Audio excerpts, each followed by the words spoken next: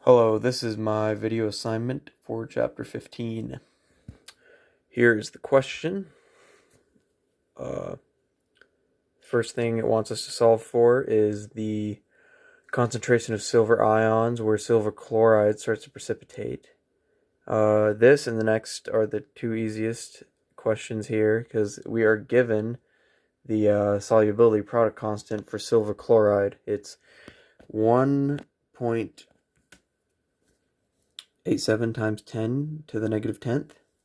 And so we take our constant and then silver concentration times chloride concentration, and we know the chloride concentration. It gave us that as well. It's 0.001, and all you have to do there is pretty simple. Divide the constant by 0.001, and that gives you the concentration of silver once it starts to precipitate with the chloride.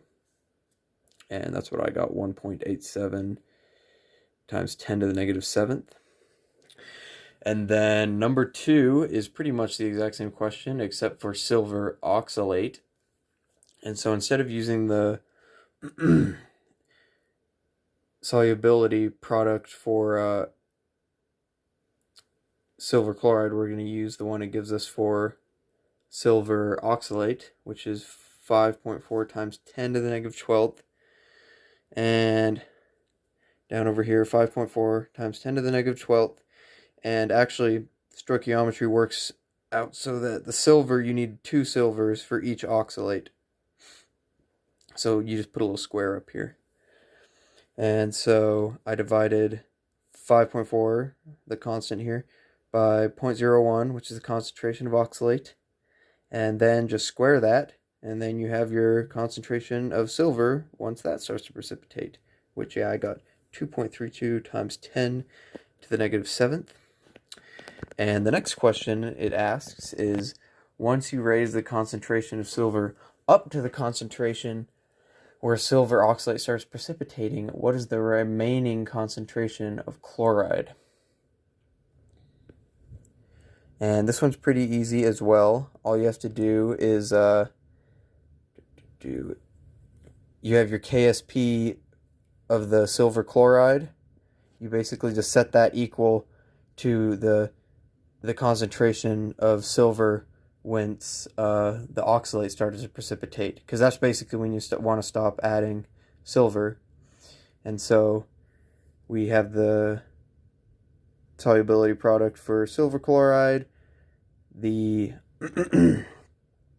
concentration of silver right when we're ending adding it to the solution, and then our chloride concentration. That's what we want to figure out. So all we have to do is divide the product, solubility product, by the concentration of silver, and that gives us 8.13 times 10 to the negative 6th. That's my answer for number 3. And then the last question, what percent of chloride is removed in this way? And that's pretty easy. So you already know, you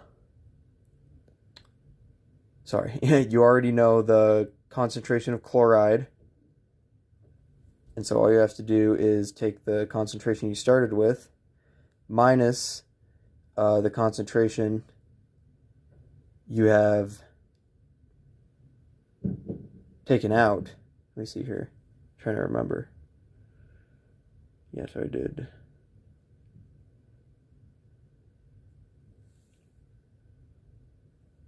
Yes. So, sorry, the remaining concentration. Sorry to cut there. I had to double check what I was saying to make sure I was saying it right. Yes, so this is our remaining concentration of chloride. So we're going to take our initial minus what's left over, and basically up here in the numerator, that will have the amount of silver chloride that precipitates out, and then you just divide that by the initial concentration of chloride again, and that will tell you the percentage right here. I got 99.19% that was able to precipitate out using this method. So pretty effective, apparently.